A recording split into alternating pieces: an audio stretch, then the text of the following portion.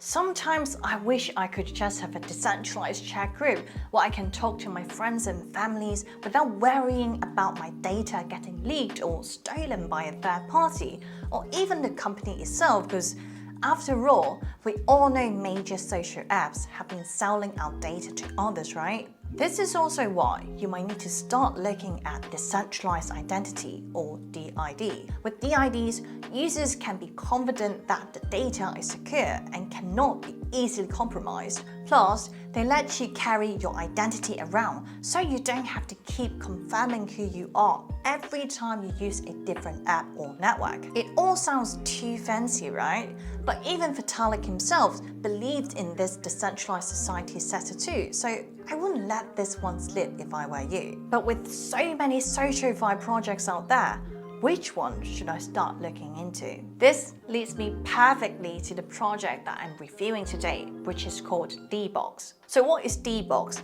DeBox is a SocialFi platform, leverages DID for DAOs, focusing on governance and user experience. It takes the best parts of Web 2 platforms like WeChat and add in some Web 3 elements to it, such as holding tokens to chat, various DAO group tools, and multi-dimensional displays. DBX is all about making NFTs, tokens, communities, and real social interactions work better.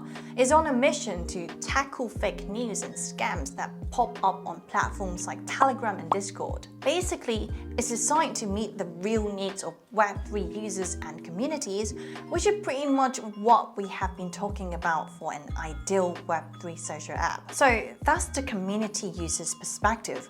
But what about for content creators though? Well, you'll be eager to learn that DeBox is also like a Web3 Patreon. Community creators can directly establish paid communities where user payments enter a smart contract address.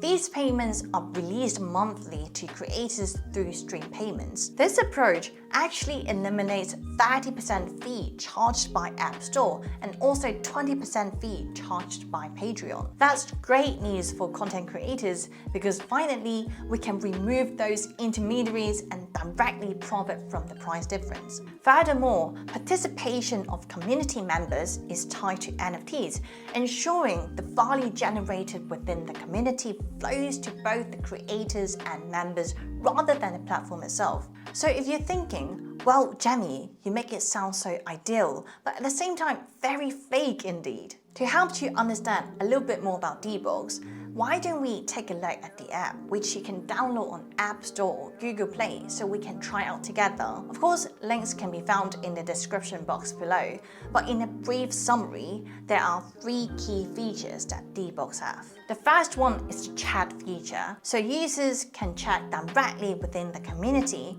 Notably, DeBox offers an option for asset holders to join groups, allowing users with holdings in a community's asset to enter and be ranked based on the holdings. That being said, if you want to chat with a person specifically, you both have to follow each other first, which is already so much better than Telegram because speaking from personal experiences, you have no idea how many spam messages I get on Telegram on a daily basis. The second one is the feed feature.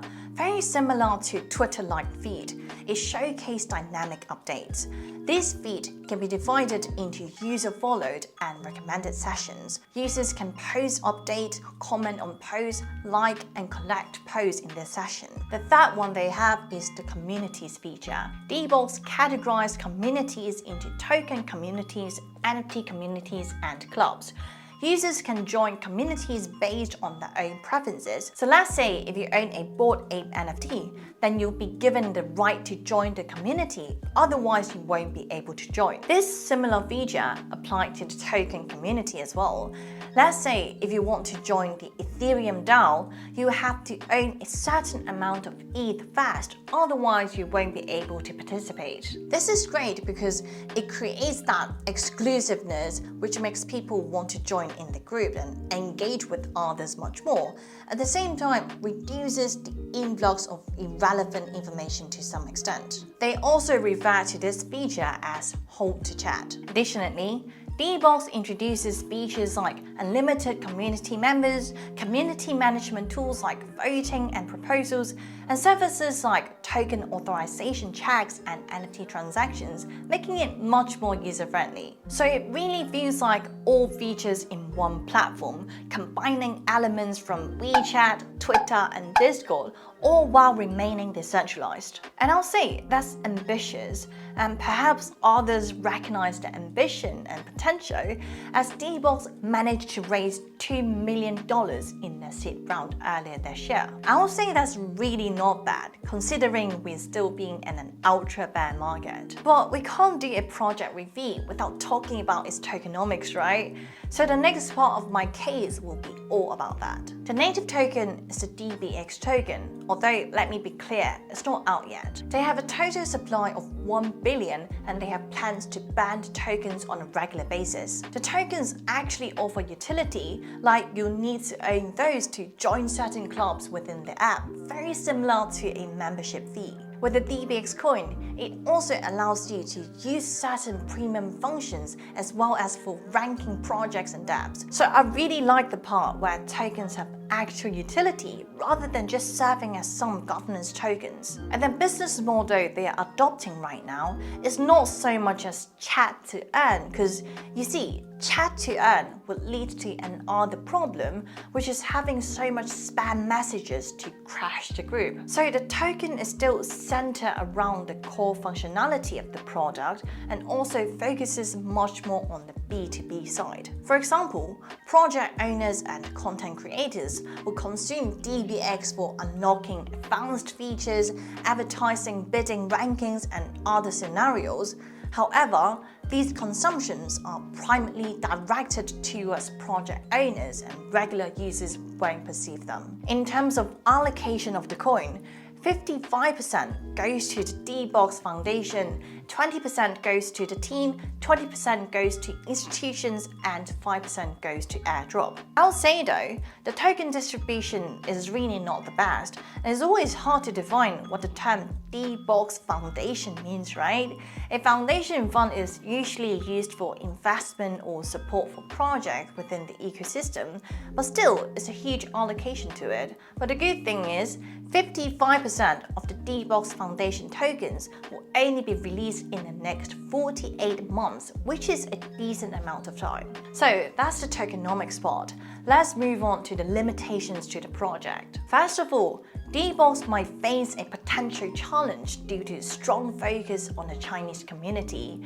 The app's users experience is quite similar to WeChat, which is very well known in China. However, this could be challenging when trying to attract users from diverse global backgrounds, especially in Western countries. The app's design is so tailored to Chinese preferences, but might not resonate with Westerners who have different expectations and habits. To grow beyond its current community-centric approach, DeBox will need to adapt to the preferences of a broader international audience while still serving its Chinese users effectively. Another limitation is that we are unsure how long this SocialFi trend will last. Creating content to earn might not be the ultimate solution for long-term success in the world of Web3 social products.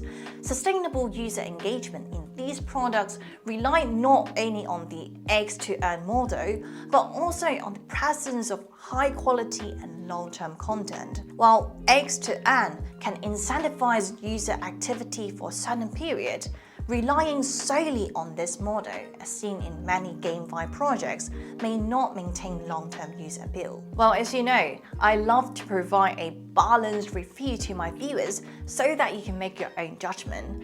Personally, I think SocialFi has a reason to stay. Just like GameFi, I believe a lot of these blockchain gaming projects will have a comeback when the next bull run comes. But as for trading a JPEG for $1 million, I'm not so sure that we're gonna see a huge comeback for that sector. But that's just one person's opinion, right? Well, do let me know your thoughts in the comment section below.